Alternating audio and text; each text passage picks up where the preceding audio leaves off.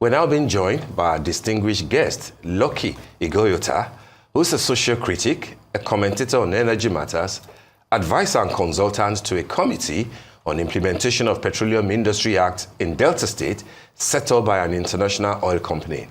He's here to address this week's threat by a group in the Niger Delta to unleash widespread sabotage on oil infrastructure in the Warri area and the likely economic consequences to Nigeria, among other things. Good morning, Lucky. Good to have you join us on the morning show. Good morning, Steve. Thank you for having me. Good morning, welcome. Thank you, Satan. Thank you, Adeswa. All right, Lucky, let's talk about an issue of concern. And of course, this is an area that we're very conversant with. Earlier this week, we saw a statement from the Niger Delta Liberation Movement. The movement, it is called, claiming responsibility for a few of the issues that were recorded, around the Warri axis, blowing up of oil installations and things, according to them, which is a preliminary strike to register their displeasure, given what they claim to be Chevron's employment quota that is not satisfactory to them.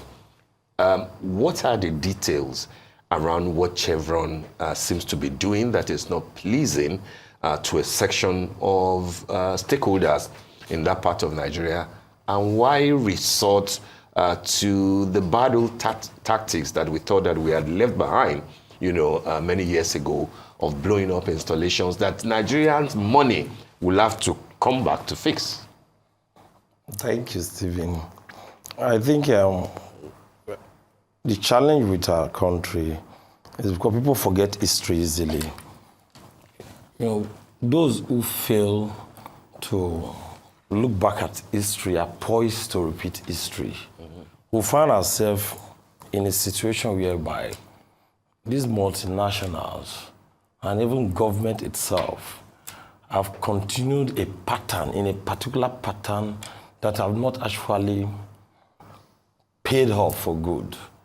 Only recently, you notice there's a push up in the production of oil and gas in the region, given what the Buhari government did in the twilight of that administration, and where President Tinubu picked it from. Talking about giving stakeholders in the oil and gas industry some sense of belonging by way of giving back the facilities to them to monitor and secure. There's a private security firm that have been contracted to look after the facilities. And yes, and for a while now, you've not heard of anything of such.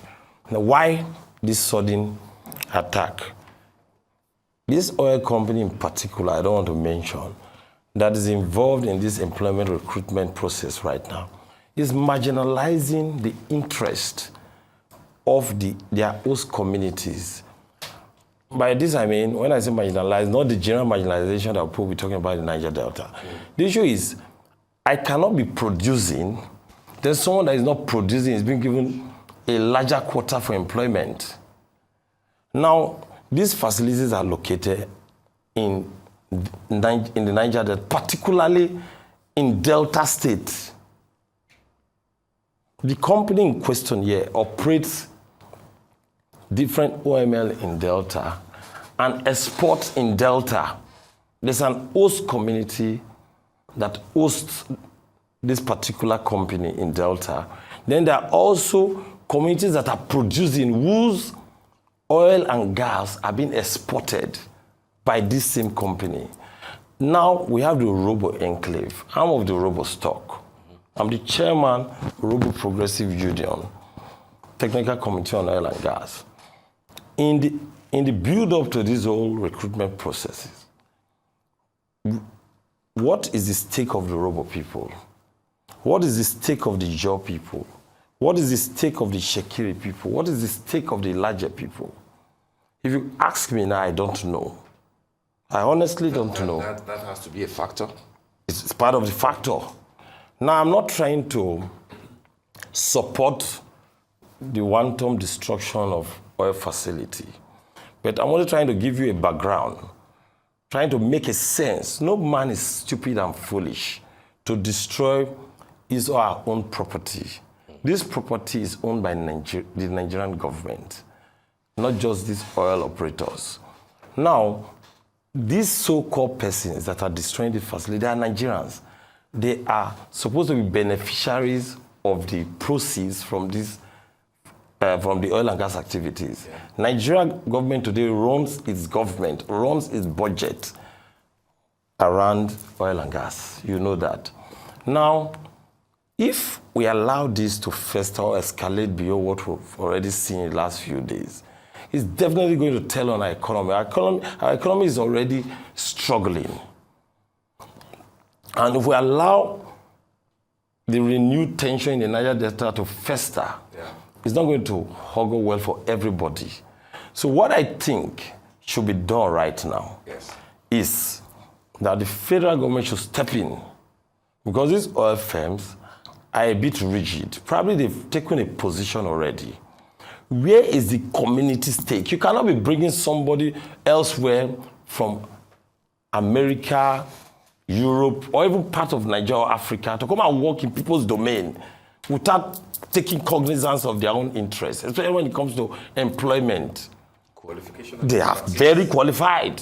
We have 2-1 graduates, we have first-class graduates, we have master's degree holders, all over these ethnic nationalities I just mentioned for you. We have seasoned professionals that can be converted, that are even contractors that can be converted to staff. Is that what our local content laws are supposed to treat? Yes. Our local content laws actually addresses these issues. But the question again is it being implemented? Who is following through? Who is following through? We have the Minister of State for Petroleum. I think the President is the substantive minister. Correct. Yes. Now, what are they aware of what is happening? Probably this program might actually draw their attention. That's why people like Arise News and other organizations are there. You understand? Yes. So the issue is not a question of people wanting to destroy oil facilities. The issue is an issue of stake. Give people their stake. The matter will end. Incorporate them in your employment process. There are quotas for community. Give them. Don't tell people you are doing it on a fair ground when we know that some of the top management staff are bringing their brother-in-law, are bringing their children, are bringing their wife's sister, and all of that. Was there any prior intervention between the host communities, and the stakeholders that you mentioned with this company in question before resorting to this destruction of facilities that we are now witnessing? The so-called liberation people that are laying claim, I don't know if they have. I don't know if they have reached out to the oil company in question. But one thing I know for sure is that, from what I have read and what I have been following up with in the last few months, I think some of the tribes have been trying to engage the oil company, but I don't think they've been able to succeed. Like for the Robo, for instance, I think we've written, but no response so far. When the Robo people now say tomorrow they are going to shut down Ekpan, this oil company operating office in Warri and Efro is in Ekpan, and a Robo enclave. Oil production from Ugeli, Sapele, they are being piped through some of these, through channel to be exported in some of these oil facilities. So why would they say they will not carry a tribe like Orobo along? Then the larger people also have their stake. The Ijo people have their stake. The Shekri people have their stake. They know what to do. It's just that they're just trying to be half smart. Okay, I want to follow up on something, because you said obviously our local content laws are supposed to treat this. Are you saying that the president or the government is unaware that these companies are going against our local government content laws? Is that what you're claiming, or you're claiming that the local content laws that they are following are not doing enough to include these communities? I'd like clarity on that. And that's why. Yes. The issue is not my claim. I'm not claiming anything here. It's a known fact. I'm asking for clarity. It's a known fact. The fact remains. So which one is it? Is it that our laws are not protecting the communities, or they are not following the laws? We have enough laws. I said a while ago that following through is our challenge. Okay. Who is following through? Where are the regulators? We have multiple regulators in this country in the oil and gas sector, principally NUPRC. Principally, what are they doing right now in this whole debacle? Then what is the NNPC that are in joint venture with these IOCs? What are they doing right now? What is the Minister of State for Petroleum, Oil and Gas? You know, it's been balkanized now. We have the one for oil, we have the one for gas. What are they doing? Then what is the Commander-in-Chief doing? Fine, his hands he has a lot of things to handle, but he has mandated people to carry out his job. And they must make sure that these IOCs put the host community's interests first. Then, before they will now be thinking of incorporating others in. That's what I think should be done. And with all honesty, nobody is supporting what has happened. Of course. It's a concern and it must be addressed. Now, going forward, I know a lot of stakeholders will be meeting now to see how they can help quell the tension and the situation. We pray it doesn't happen again. But the needful must be done. They should stop all this politics. This Nigerian politics have destroyed this country. It's in the oil and gas sector. Look, all this, you cannot eat your cake and have it. You cannot be, look, I studied geology. When I was doing my master's in energy and petroleum economics, I did my project on the socioeconomic impact of oil spill in the Niger Delta. Outside my work, with what you know as a journalist, I was born and bred in Ogola, the host community to Focado's terminal. There's a creek there. You can no longer have fish or clean water there. Now, growing up as a child, we used to protest to the oil company there, Shell, for light. Growing up, primary school, no light to study. Probably you grew up in Lagos, you grew up elsewhere in Nigeria. At least you had the privilege of having light. Ogbutupa, that was what we were using, Ogbutupa. Ogbutupa is not candle, we put it inside bottle, put wick inside, put kerosene. That's what we're using to study it. Can even damage that. Maybe that's part of why we're wearing eyeglasses to itself. Do you understand? Look, the issue is this. Can that be done in Aberdeen? Can they do that in Qatar? Can they do that in Kuwait? Can they do that in UAE? You understand? They've been here for decades. They came in around late 60s or so, 70s. What have they done to remedy the entire region? The other day, UNEP came with a report that we're going to need a cleanup. Has the cleanup been done? Right from the Jonathan administration, we are 19 Tinubu's administration. For 2027 will come, politics everywhere. For when 2031, another president will come. If President Tinubu gets a second chance anyway. Now look, my brother, my sisters, we must speak truth to power. If we want, we must speak truth and we must be very deliberate in our approach to solving the Niger Delta issue. Resource control, those issues are grammar. All those are grammar.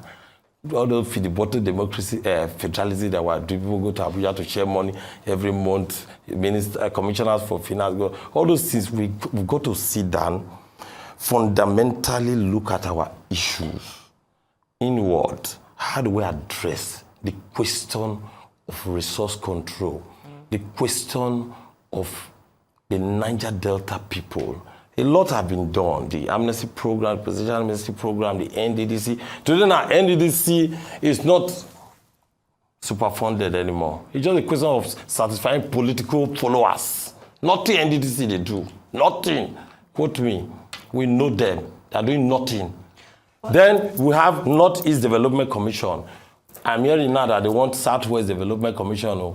Very soon they will say, IPOP people have destroyed Southeast. Look, Nigeria is joking. Nigeria is a huge joke. But this is not the first time that we've seen, of course, pipeline sabotage in the Niger Delta. And, what we would want is for this to be the last time that we see it. But what do you think is fueling this continuous disconnect between, these oil companies, the federal government, the host communities, and even this group, the Niger Delta Liberation Movement? I think they've tagged this operation Chevron Dragnet. In a situation like this, do you think that the implementation of that we're not, is it just like the implementation of the PIA Act? Like, what exactly is causing this disconnect still? I'm an advisor of this PIA in my enclave, in my community where I come from. Now, what have the oil companies done till today? I'm not too sure 100%, but I know that all they have been doing since the act was signed is just rigmaroling. Where is the fund for communities to carry out developmental projects? All the bureaucracy they are doing is just politics. We need massive development in the region. The PIA Act have addressed a lot of issues. You know, the 3% or so, that's the stake of the community. They should bring that money, even though the communities have their own issues with handling the money and corruption issue. Because the corruption in Nigeria is not only in the political class, so it also trickles down to individuals. Because those in government, they are first of all Nigerians. Most of them are in private, having a private life before they delve into politics and find themselves in government. We must address these issues as they are. Look, if we want to move forward, we must all come clean. We must all come clean and say, we want a better country. It's not just the Niger Delta issue now. We want a better country where everybody will have a sense of belonging.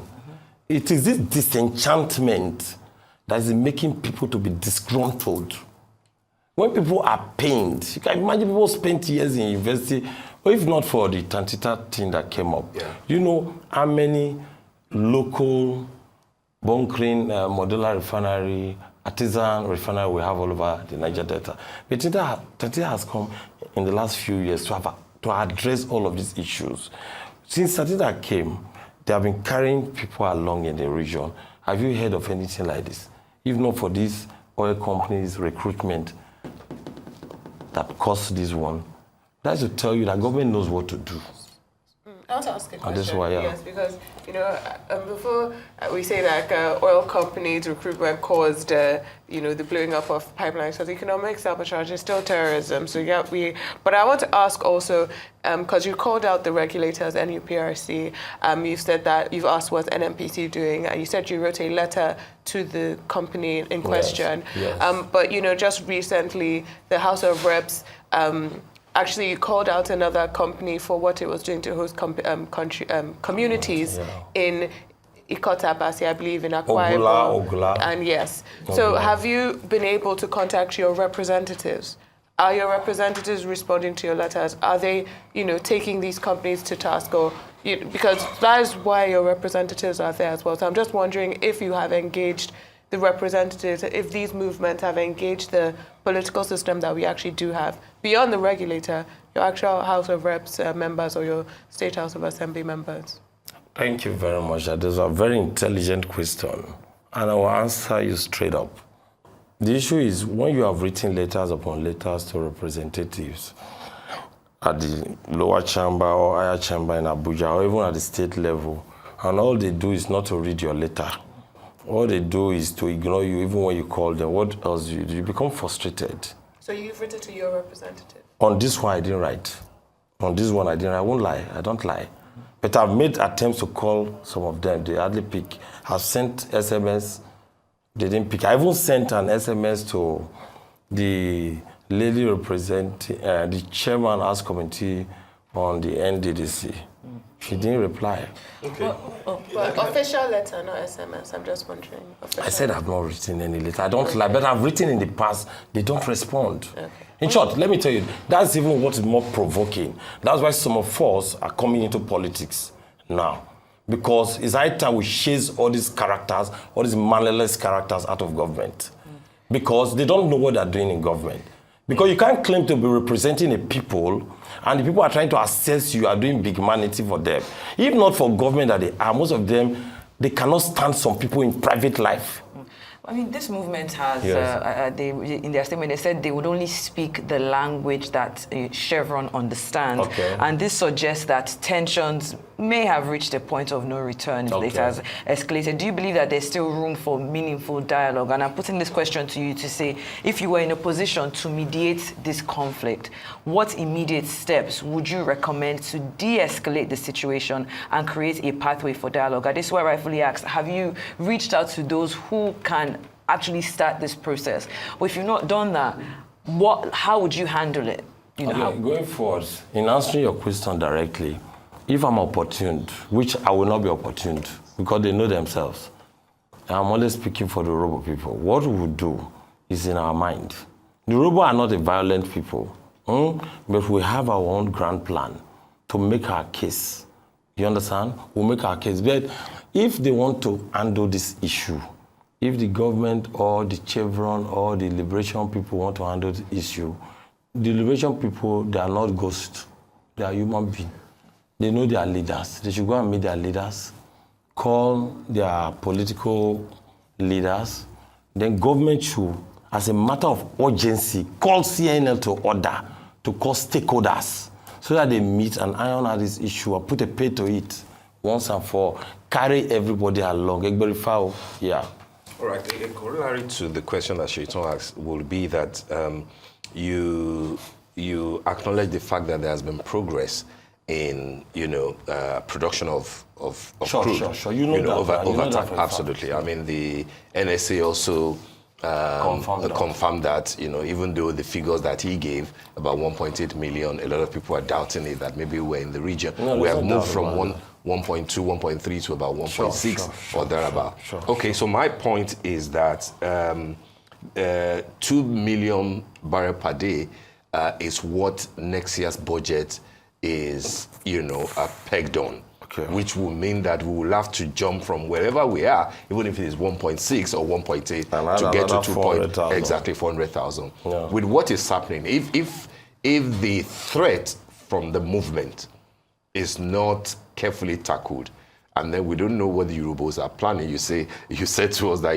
it's in your mind. Yes. Do you think that the 2025 budget, as far as 2 million barrel BPD projection is concerned, do you think that it is in jeopardy? It's a two-way answer I'll give to you.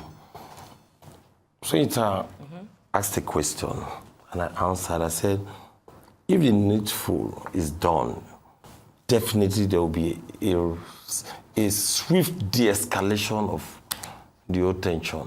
Which is to give you the right quota. Yes. To the youth community. Even if you want it competence-based, competence-centered, that the communities should make sure they fill in their best materials. The community have more than enough.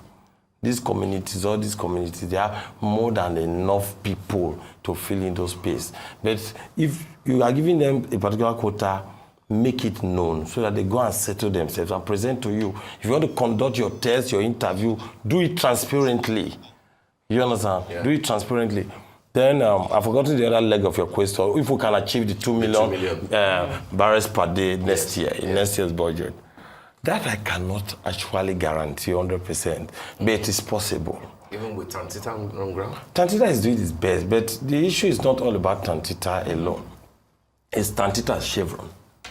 If Chevron is not, is Tantita the one organizing this implement now? Is Tantita the cause of this wahala?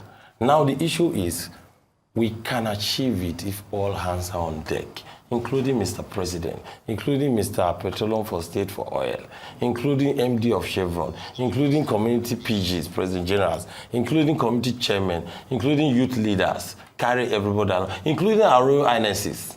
Carry everybody along. This matter now, 2 minutes. 2 minutes matter. All right, then. Thank you so much, Mr. Loki Ighoyota, energy expert and social critic. Your analysis was welcomed this morning on The Morning Show.